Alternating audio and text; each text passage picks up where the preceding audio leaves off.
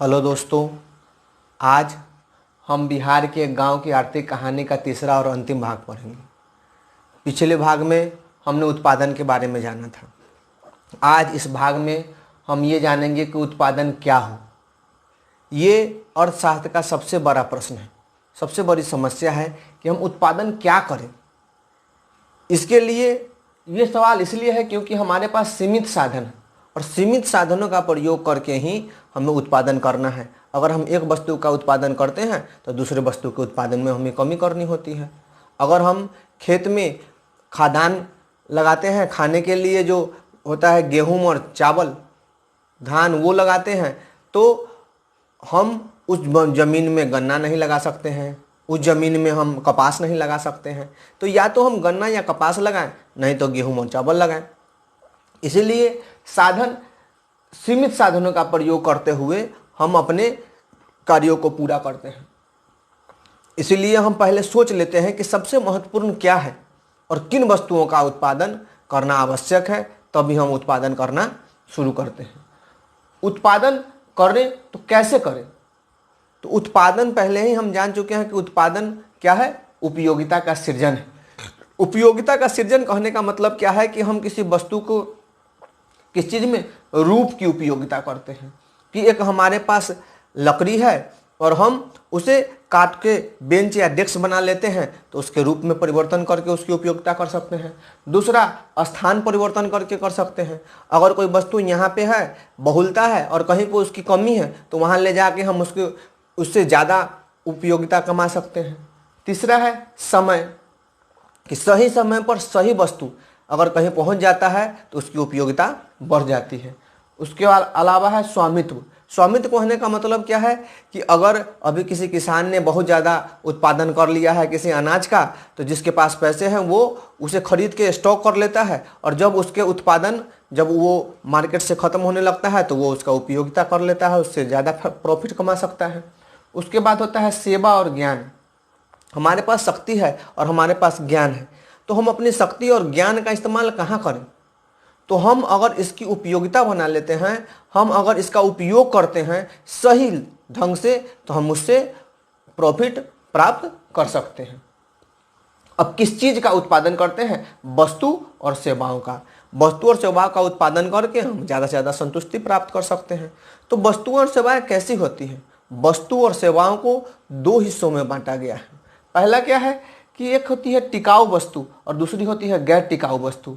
वस्तुएं और सेवाएं दो तरह के होते हैं, एक होते हैं उपभोग की वस्तुएं और दूसरी होती है उत्पादन की वस्तुएं। उपभोग की वस्तु क्या है कि जितने भी हमें चीज़ दिखाई देते हैं, कलम, बोर्ड, मकान, सड़क, घड़ी, मोबाइल, ये सारी हमारी क्या है, उपभोग की वस्तुएं हैं। तो कुछ वस्तुएं क्या हैं कि सो टिकाऊ है, तो कुछ है सो गैर टिकाऊ है, जो कि जिसका उपयोग हम सिर्फ एक बार कर सकते हैं। तो टिकाऊ वस्तुएं, उपभोग की टिकाऊ वस्तुएं कौन सी है? मकान है, साइकिल है, घड़ी है, मोबाइल है, मशीनरी है, कारखाना है। ये सब हमारी क्या है, टिकाऊ वस्तुएं हैं। इसका इस्तेमाल हम लगातार कुछ वर्षों तक, कुछ साल तक हम कर सकते हैं। परंतु गैर टिकाऊ उपभोग की वस्तु क्या है? खाद्यान्न एवं पेय पदार्थ। कि एक बार किसी चीज़ को हम खा लेते हैं तो उसका उपभोग समाप्त हो जाता है, फिर हमें उसके खाने के लिए दूसरी वस्तु चाहिए। और दूसरा क्या है? उत्पादन की वस्तुएं। तो उत्पादन की टिकाऊ वस्तुएं कौन सी हैं? मशीनरी, यंत्र और उपकरण। ये टिकाऊ वस्तुएं हैं जिसे एक बार खरीद लेते हैं तो उसका इस्तेमाल बार बार वर्षों तक करते रहते हैं। और दूसरा है गैर टिकाऊ, कि कच्चा माल, खाद और बीज। इसको एक बार हम प्रयोग कर लेते हैं, एक बीज का एक बार प्रयोग कर लिए तो फिर दोबारा उसका प्रयोग नहीं कर सकते। एक बार खाद छीड़ दिया गया खेत में तो फिर उसका दोबारा प्रयोग नहीं किया जा सकता है। ये इस चैप्टर का पूरा बात था। इससे क्या सारांश निकला कि बिहार एक कृषि प्रधान राज्य है। उत्पादन के 5 प्रमुख साधन होते हैं। वस्तुएं दो तरह की होती हैं, उपभोग की वस्तुएं और उत्पादन की वस्तुएं। उसमें टिकाऊ और गैर टिकाऊ होती है। तो इन सारे चैप्टर को पढ़ के हम कुछ प्रश्न का आसानी से जवाब दे सकते हैं। जैसे सवाल है कि उत्पादन से आप क्या समझते हैं, इसका जवाब आप दे सकते हैं। दूसरा सवाल है उत्पादन और उपभोग में क्या अंतर है। तीसरा सवाल है उत्पादन के विभिन्न साधनों के बारे में बताएं। और चौथा सवाल है भूमि, श्रम तथा पूंजी में क्या अंतर है। और पांचवा सवाल है वस्तुओं तथा सेवाओं का वर्गीकरण को स्पष्ट करें। इन 5 सवालों का जवाब आप इस 3 वीडियो को देखकर, और बहुत से सवाल का जवाब आप इसमें दे सकते हैं, लेकिन मैंने सिर्फ 5 सवाल बनाया है। इसका जवाब आप खुद से सोचिए, लिखिए। अगर आप इसका जवाब नहीं दे पाते हैं तो आप फिर से इन तीनों वीडियो को देखिए और इसको रिवाइज कीजिए, जिससे कि आप सही सही इसका जवाब दे पाएँ। तो ये इस चैप्टर का 3 वीडियो था। अब अगले वीडियो में हम दूसरा चैप्टर पढ़ेंगे, मानव संसाधन।